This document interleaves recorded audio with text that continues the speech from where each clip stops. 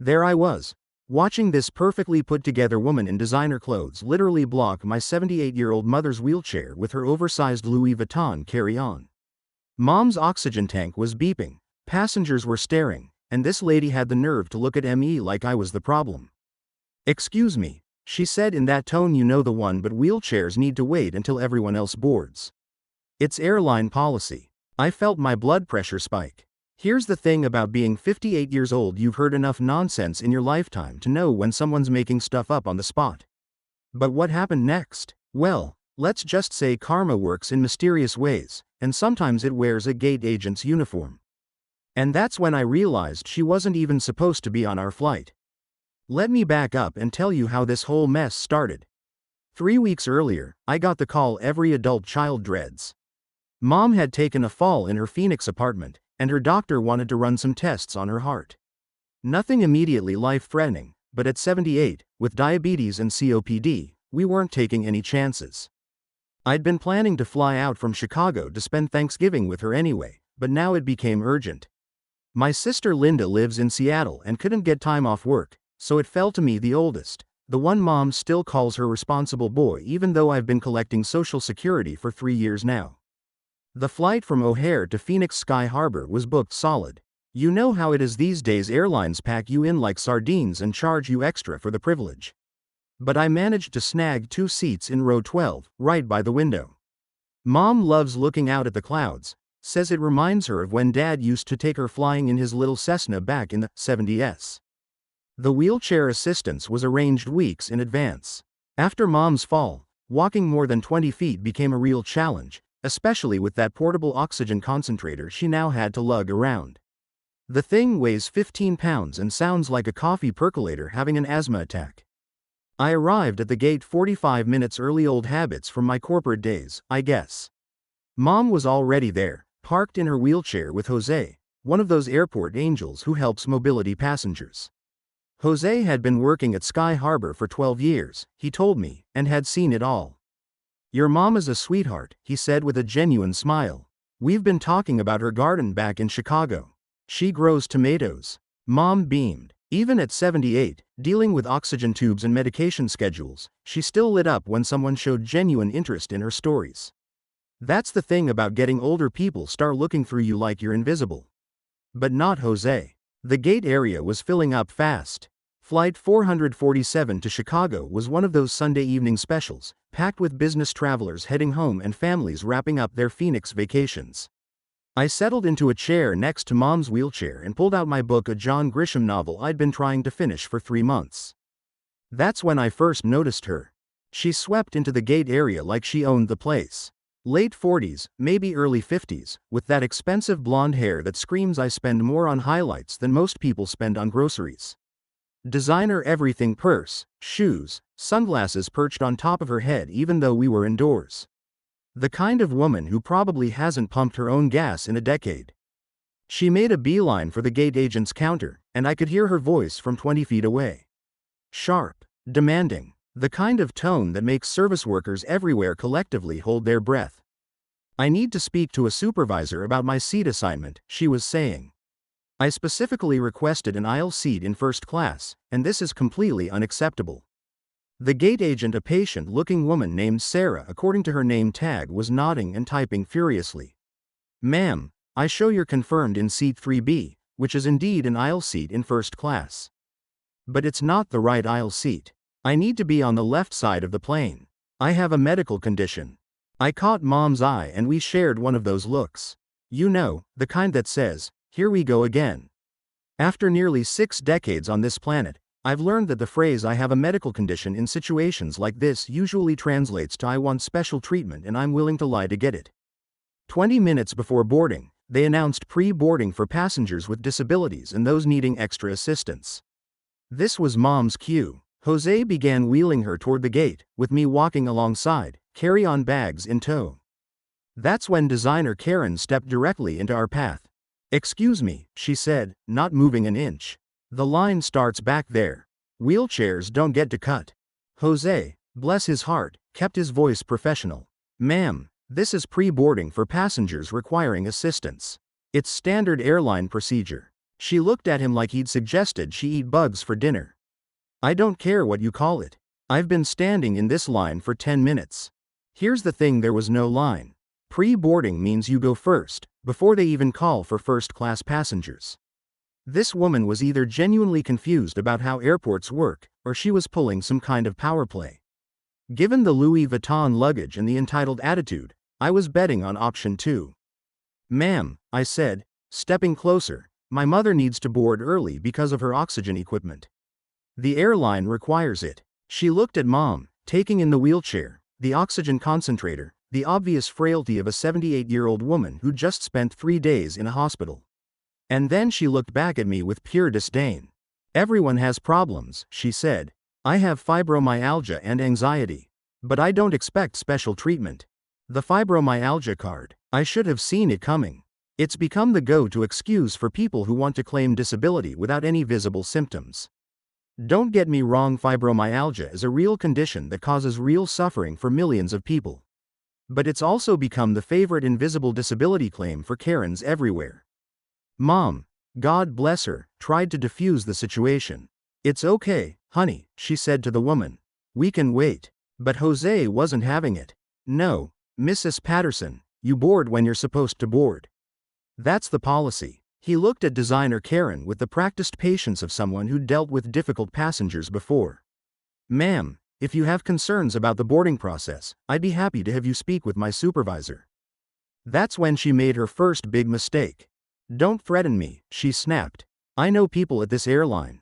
My husband is a platinum frequent flyer, and we spend thousands of dollars a year on flights.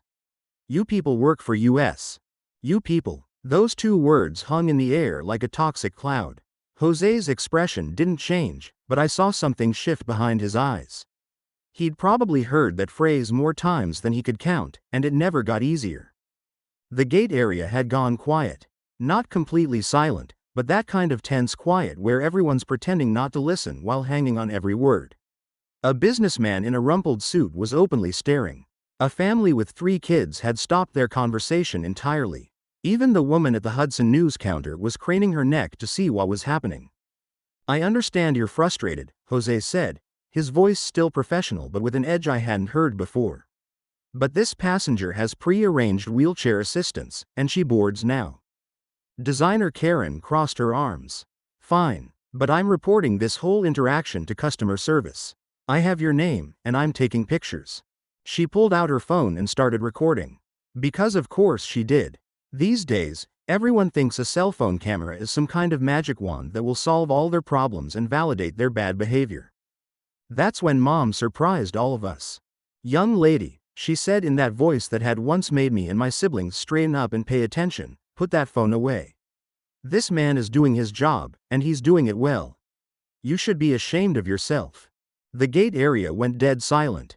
Designer Karen's face went through about 5 different expressions in the span of 2 seconds. Shock, indignation, anger, and then something that looked almost like panic. She wasn't used to being called out, especially not by a 78-year-old woman in a wheelchair. Don't you tell me what to do, she said, but her voice had lost some of its earlier confidence. This is America. I have rights. Yes, you do, Mom replied calmly. And one of them is the right to act like a decent human being. I suggest you exercise it. I was so proud of her in that moment. Here was my mother, dealing with oxygen tubes and mobility issues, still finding the strength to stand up for what was right. It reminded me why I'd driven her to every little league game and why she'd sat through every school play, no matter how terrible my acting was. Sarah the gate agent had appeared at my elbow. She'd been watching the whole thing unfold, and now she stepped into the fray with the calm authority of someone who'd dealt with difficult passengers for years. Is there a problem here? She asked, though obviously there was. Designer Karen immediately pivoted to her. Yes, there's a huge problem. These people are claiming they get to board first just because she's in a wheelchair, and this man, she pointed at Jose, was extremely rude to me when I questioned the policy. Sarah looked at Jose, who gave her a subtle shake of his head. Then she looked at Mom in her wheelchair, at me standing protectively nearby, and finally at designer Karen with her phone still recording. Ma'am, Sarah said to the woman, pre-boarding for passengers requiring assistance is federal policy, not airline policy. It's required by the Air Carrier Access Act. This passenger, she gestured to Mom, has pre-arranged wheelchair service and medical equipment that requires early boarding. Well, I have medical conditions too, designer Karen shot back. Fibromyalgia, anxiety, and chronic fatigue syndrome. Where's my accommodation? Sarah's expression didn't change, but I could see the wheels turning. Did you request special assistance when you booked your ticket? I shouldn't have to. It should be obvious. Ma'am, if you have disabilities that require accommodation, you need to request assistance when booking or at least 48 hours before travel. That's also federal law. Designer Karen's face was getting redder. She was clearly not used to being told no, especially not by people she considered beneath her. This is discrimination. I'm going to sue this airline. That's when Sarah dropped the bomb. Before you do that, ma'am, I need to verify something with your reservation. She walked over to her computer terminal and started typing. Can I see your boarding pass? For the first time since this whole mess started, designer Karen hesitated. Just for a second, but long enough for everyone to notice. Why do you need to see my boarding pass? You already have my information in your system. Standard procedure for passenger disputes, Sarah said smoothly. I just want to make sure all your documentation is in order. Designer Karen fumbled in her purse, that enormous Louis Vuitton thing, and pulled out her phone. She swiped through a few screens before showing it to Sarah. Sarah looked at the phone, then at her computer screen, then back at the phone. Her expression went from professional patience to something much more interesting. Ma'am, this boarding pass is for flight 551 to Denver. That flight departed 2 hours ago. The gate area, which had been buzzing with quiet conversation and the general noise of travelers, went completely silent. Designer Karen's face went through more color changes than a traffic light. That can't be right. I'm supposed to be on this flight to Chicago. Sarah was already pulling up more information on her screen. According to our records, you were originally booked on flight 447 to Chicago, but you changed your reservation yesterday to flight 551 to Denver. That flight departed at 3:15 p.m. I didn't change anything, designer Karen insisted, but her voice was getting higher and shakier. There must be some mistake in your system. Ma'am, the change was made using your frequent flyer account at 11:23 p.m. yesterday. The confirmation email was sent to your registered email address. I watched this woman's entire world crumble in real time. Here she'd been throwing her weight around, demanding special treatment, being rude to Jose and disrespectful to my mother, and she wasn't even supposed to be at our gate. But I need to get to Chicago tonight, she stammered. I have a meeting first thing in the morning. Sarah's professional smile never wavered, but I swear I could see a tiny bit of satisfaction in her eyes. I understand your frustration, ma'am. Let me see what options we have available. She typed for a few moments while designer Karen stood there looking like a deflated balloon.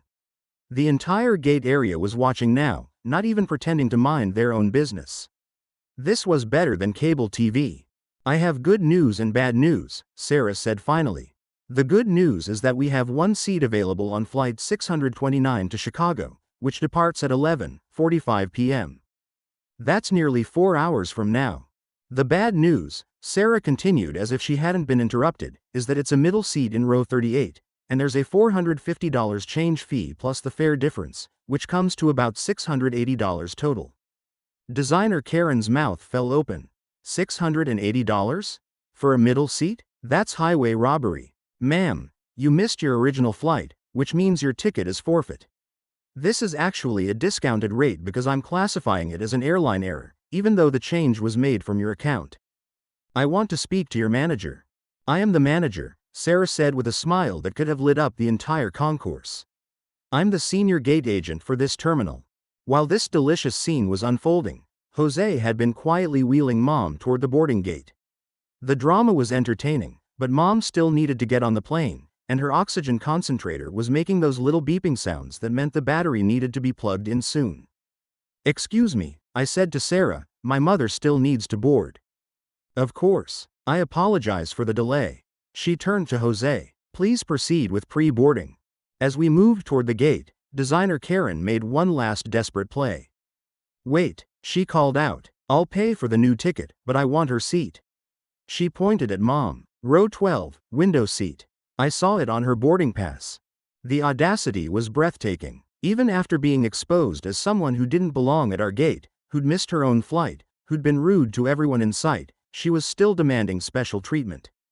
Sarah looked at her with the kind of expression usually reserved for people who don't clean up after their dogs. "Ma'am, that seat is occupied by a passenger who is already boarded. Even if it weren't, you don't get to choose the seats of other passengers." "But I have anxiety. I need a window seat for my anxiety."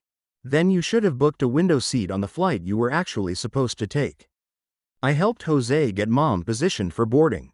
The gate agent scanning boarding passes, a young guy named Marcus, took one look at the situation and waved us right through with a smile. "Have a great flight, Mrs. Patterson," he said to Mom. "Thanks for your patience with all the excitement." As we made our way down the jet bridge, I could still hear designer Karen arguing with Sarah about change fees and seat assignments and how this was all a big misunderstanding. 20 minutes later, I was settled in seat 12B, with Mom comfortable by the window in 12A. Her oxygen concentrator was plugged into the plane's power system, and she was already gazing out at the other planes taxiing around the tarmac with the wonder of a child watching fireworks. Despite everything she'd been through, the hospital stay, the medical tests, the humiliation at the gate, Mom still found joy in simple moments like this. "Look at that big one," she said, pointing at a 747 preparing for takeoff with a trembling finger that bore the marks of countless IV needles from her recent hospital stay.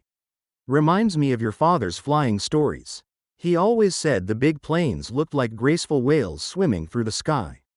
I squeezed her free hand gently. Dad had been gone for 8 years now, but Mom still talked about him like he'd just stepped out to get groceries. Their love story had spanned 53 years of marriage, and even death hadn't diminished her devotion to his memory. It was one of the things I admired most about her, the way she carried his spirit with her everywhere she went. The boarding process continued around us with the usual airplane choreography: passengers struggling with oversized carry-ons, flight attendants demonstrating their practiced patience, the familiar sounds of seatbelts clicking and overhead bins slamming shut. I was helping Mom adjust her seatbelt when the real entertainment began. The plane was about half loaded when I heard a commotion near the front of the cabin. It started as a low murmur, the kind of disturbance that makes passengers crane their necks to see what's happening. Through the gap between seats, I could see someone having an animated discussion with one of the flight attendants, their hands gesturing wildly in that universal sign of someone who believes the world has conspired against them. It was designer Karen. My heart did a little victory dance. After missing her original flight and paying nearly $700 for a last-minute ticket, she'd actually made it onto our plane. Part of me had hoped she'd just give up and book a hotel room, but apparently her determination to make everyone else's life difficult knew no bounds. Apparently, she'd paid the $680 for the middle seat in row 38, and now she was trying to convince the flight attendant to move her to first class because of her medical conditions. The flight attendant, a woman named Patricia according to her name tag, who looked like she'd been dealing with difficult passengers since the Carter administration, was maintaining her professional composure with the skill of someone who'd heard every sob story and excuse in the aviation handbook. "Ma'am, first class is completely sold out," Patricia explained with the patience of a kindergarten teacher addressing a particularly stubborn 5-year-old. "Your assigned seat is 38B. If you'd like to purchase an upgrade, I can check the waitlist, but there are no guarantees, and the cost would be an additional $450. "This is unacceptable." Designer Karen's voice carried throughout the cabin, causing dozens of heads to turn in her direction. I specifically told the gate agent about my anxiety and my fibromyalgia. I have documented medical conditions that require accommodation. Patricia's smile never wavered, but I could see the slight tightening around her eyes that suggested her patience was being tested. "I understand, ma'am, but accommodations need to be requested at the time of booking or at least 48 hours in advance. Your ticket is for seat 38B. If you're not comfortable with that seat assignment, you're welcome to take the next available flight." The suggestion of taking another flight seemed to hit designer Karen like a physical blow. Her face cycled through several shades of red before settling on a particularly unattractive purple that clashed horribly with her expensive blonde highlights. "I've already paid almost $700 for this ticket. I'm not missing another flight." "Then I suggest you take your assigned seat, ma'am. The captain has requested that all passengers be seated so we can begin our departure procedures." Designer Karen looked around the cabin as if searching for allies or at least sympathetic faces. What she found was a plane full of people who'd already heard about her antics at the gate through the airport gossip network that makes social media look slow. Word travels fast in confined spaces, especially when it involves someone making a scene, and her reputation had definitely preceded her. I could see passengers whispering to each other, pointing discreetly in her direction, and shaking their heads in that universal gesture of disapproval. A businessman in seat 4A actually rolled his eyes and muttered something to his seatmate that made them both chuckle. A woman across the aisle from us whispered to her husband, "That's the lady who was being mean to the elderly woman in the wheelchair." Even the passengers who hadn't witnessed the gate drama firsthand seemed to instinctively understand that this woman was the villain in whatever story was unfolding. Finally, with the defeated posture of someone who just realized that money and attitude couldn't solve every problem, she trudged toward the back of the plane, dragging her oversized Louis Vuitton carry-on behind her. The bag kept bumping into seats and passengers, earning her a few more dirty looks and muttered complaints. I watched her disappear into the main cabin like a storm cloud moving toward someone else's picnic, and I felt something I hadn't experienced in years, the pure, undiluted satisfaction of watching justice served with a side of poetic irony. "Did you see that lady who was causing trouble earlier?" Mom asked quietly, her voice carrying just enough disapproval to let me know she'd been following the drama despite pretending to watch the planes outside. I did. She's sitting in the back somewhere, probably making new friends with her middle seat neighbors. Mom nodded thoughtfully, her weathered hands folded in her lap like she was considering a particularly complex philosophical problem. "You know, when I was your age, I probably would have been intimidated by someone like that. All that expensive clothing and attitude, the way she threw around her husband's frequent flyer status like it made her royalty. But when you get to be my age, you realize that how someone treats people who can't fight back tells you everything you need to know about their character." She was right, of course. Mom had a way of cutting through nonsense and getting to the heart of things with the precision of a surgeon and the wisdom of someone who'd lived through the Great Depression, World War II, the Civil Rights Movement, and 8 decades of human behavior. It's a skill that comes with age and experience, the ability to see past the designer clothes and expensive accessories to the person underneath. It's one of the reasons I still call her for advice even though I'm pushing 60 myself and should theoretically have figured out life by now. The flight to Chicago was smooth and uneventful after that initial drama. Mom dozed for most of it, her head resting against the window, her breathing steady and peaceful. The oxygen concentrator hummed quietly beside her like a mechanical guardian angel, its rhythmic sound oddly comforting in the white noise of the aircraft. Every now and then I'd check on her, adjusting her blanket or making sure her oxygen cannula hadn't shifted, and she'd squeeze my hand and give me that smile that had been reassuring me for nearly 6 decades. About an hour before landing, I got up to use the restroom. The cabin lights had been dimmed for the evening flight, creating that cocoon-like atmosphere that long flights sometimes have. As I made my way back to my seat, navigating the narrow aisle with the careful steps of someone whose knees hadn't gotten the memo that 58 wasn't supposed to hurt this much, I couldn't help but glance toward row 38. Designer Karen was wedged between a very large man who was snoring loudly enough to wake the dead and a frazzled-looking woman with a crying baby who seemed determined to exercise his lungs for the entire flight. She looked absolutely miserable. Her perfect hair was disheveled, her designer clothes were wrinkled from being squashed in the middle seat, and she was trying to use her expensive purse as a pillow with very little success. The irony was delicious, all that money spent on luxury goods, and none of it could buy her a comfortable flight or a peaceful night's sleep. When she saw me looking, our eyes met for just a moment. There was no recognition, no acknowledgement of what had happened at the gate, no understanding that her current predicament was the direct result of her own choices and behavior. Just the hollow, slightly desperate stare of someone who'd gotten exactly what she deserved but couldn't quite figure out how it had all gone so wrong. It was the look of someone who'd spent so much time believing that rules didn't apply to them that they couldn't comprehend a world where actions had consequences. I continued back to my seat, where Mom was awake and looking out at the lights of Chicago sprawling below us like a carpet of diamonds scattered across black velvet. The city lights always made the approach into O'Hare magical, no matter how many times I'd seen it. "Almost home," she said, her voice soft with contentment and maybe a little relief. "Almost home," I agreed, settling back into my seat and taking her hand in mine. And for the first time in weeks, that felt like exactly where we both belonged. 3 months later, Mom was doing much better. The tests had revealed some minor heart issues that were easily managed with medication, and she'd gotten strong enough to walk short distances without the wheelchair. We'd even started talking about her moving to Chicago to be closer to me and Linda. She'd been resistant at first. Phoenix had been home for 15 years, ever since Dad's retirement, but the fall had shaken her confidence more than she liked to admit. The idea of having family nearby was starting to sound less like giving up independence and more like gaining security. The transition wasn't easy for either of us. I'd spent weeks researching senior living communities, visiting assisted living facilities, and trying to find that perfect balance between Mom maintaining her dignity and getting the care she needed. We'd finally found a beautiful place in Naperville, just 20 minutes from my house, with a garden where she could grow her beloved tomatoes and a library where she could volunteer reading to children. The deposit was paid, the moving truck was booked for next month, and for the first time since Dad's death, Mom seemed genuinely excited about the future. I was telling this story to my neighbor Bob, a retired airline pilot who'd flown for United for 35 years, on a crisp Saturday afternoon while we were both doing that peculiar suburban ritual of pretending to rake leaves while actually gossiping over the fence. Bob had seen it all during his flying career: hijacking attempts, medical emergencies, weather disasters, and more entitled passengers than he could count.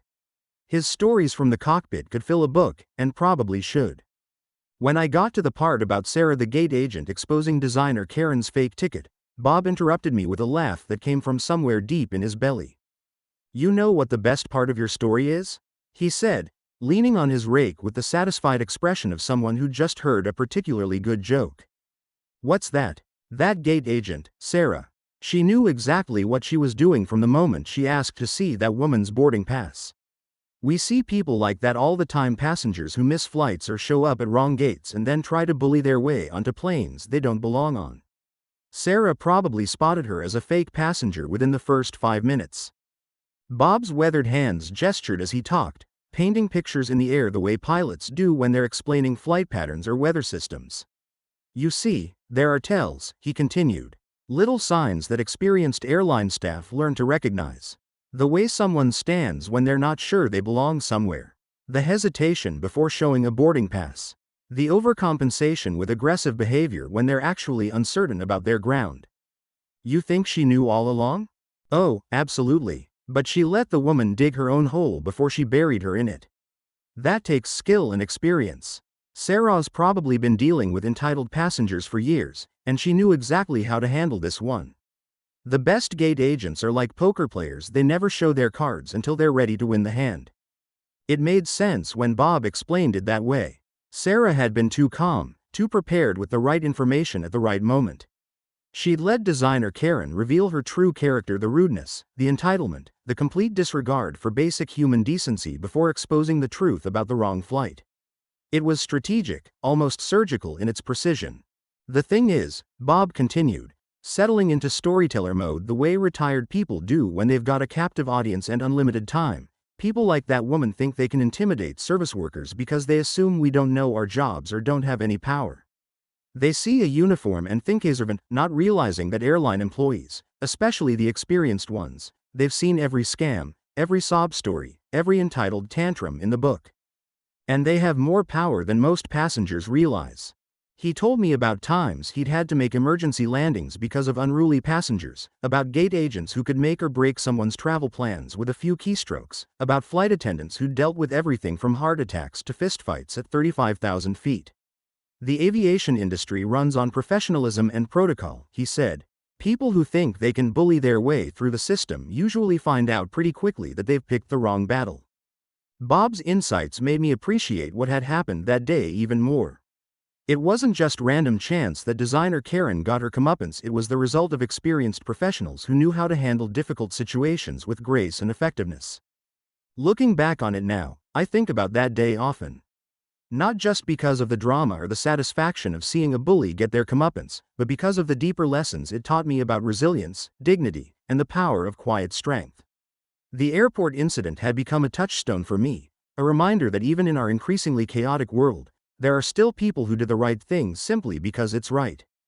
I learned that my 78-year-old mother still had fight left in her when it mattered. Despite her physical frailty, despite the oxygen tubes and the wheelchair, she'd found the courage to speak up against injustice.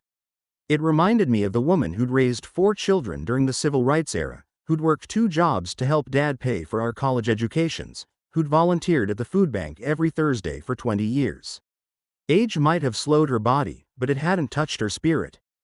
I learned that there are still good people like Jose and Sarah who did their jobs with dignity and professionalism, even when faced with impossible customers. In a service industry that often gets criticized for poor treatment of passengers, these 2 individuals stood out as examples of what customer service should look like: patient, professional, and ultimately fair.